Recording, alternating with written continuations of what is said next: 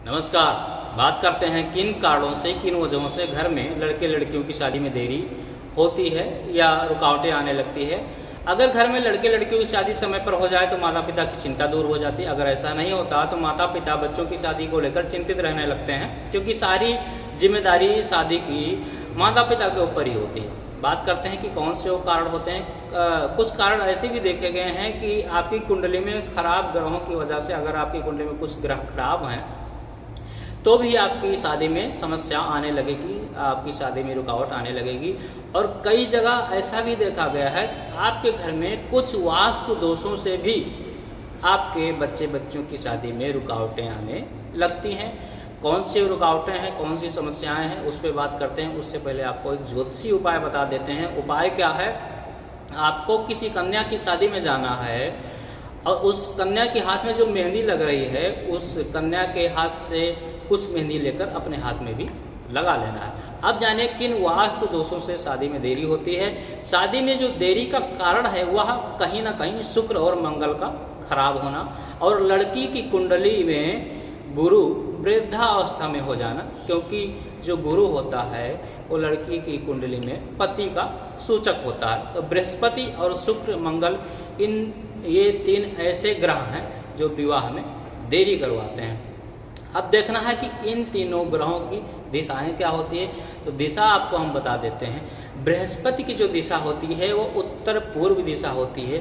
शुक्र की जो दिशा होती है वो पूर्व दक्षिण दिशा होती है, और मंगल की जो दिशा होती है वो दक्षिण दिशा होती है। इन दिशाओं में अगर वास्तु दोष है तो विवाह में देरी का कारण 100% बनता है। अगर पूर्व में टॉयलेट बना हुआ तो आपके विवाह में देरी का कारण यह जरूर बनेगा।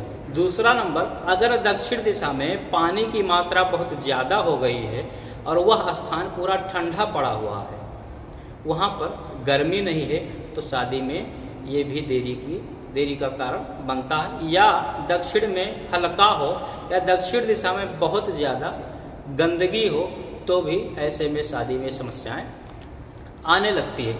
अब बात करते हैं कि जो मंगल, बृहस्पति और शुक्र ग्रहों को ठीक कैसे करें, ठीक करने के हम योग्य कैसे उन्हें बनाएं।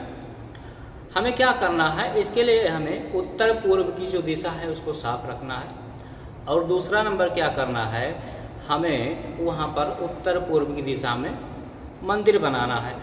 उसके बाद हमें एक तांबे के लोटे में हमेशा जल भर कर रखना है। दूसरा नंबर क्या करना है, दक्षिण की जो दिशा है वहाँ पर हमें अग्नि का स्रोत करना है। अग्नि का स्रोत अगर आप नहीं कर सकते तो वहाँ पर आपको डेली 3 दीपक आपको जलाना है।